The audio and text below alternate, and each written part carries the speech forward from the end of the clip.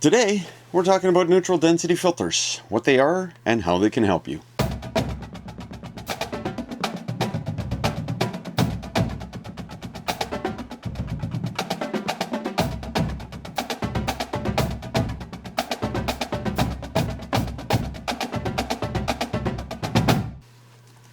Welcome, glad you're able to join me, and I hope that you're doing well. My name is Mike, and I'm a Transport Canada Certified Advanced Drone Pilot, Level 2 Thermographer, Optical Gas Imaging Technician, and a photographer. Now, I know there's a bunch of videos out there already explaining neutral density filters, but sometimes what one person says doesn't make any sense, and a different person can explain it in a different way, and then the information clicks. So this is my take on ND filters. Now I'm going to presume that since you clicked on this video, you want to know about ND filters and how they can help you take better photos and videos. So I'm going to try and explain them and have it make sense. So basically ND or neutral density filters are like sunglasses for your camera. They're a piece of tinted glass that you attach to the front element of your lens to block some of the light from reaching the sensor. So how does that help? With an ND filter, you're able to slow down your shutter speed and make long exposures during the day, or smooth out your video footage. Now, if you watch this video clip, you can see how the footage feels almost tense and rough. There's no motion blur, and it seems like the footage is almost jumping or jerky. Now contrast that footage to this. It's nice and smooth and almost relaxing.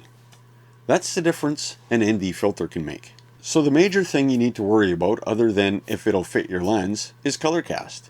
You are, after all, putting a piece of tinted glass in front of your lens. And some of the cheaper ones will give your pictures and videos a color cast that sometimes can be so bad your images are not salvageable. I personally bought the Freewell IR Nd Filter pack.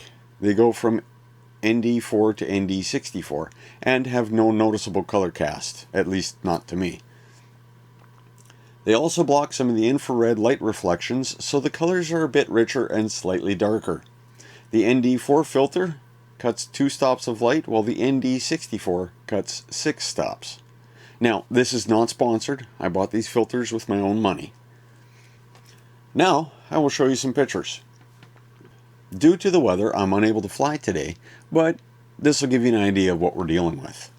So I set the exposure at ISO 200, shutter speed at 1/50th of a second at f3.2.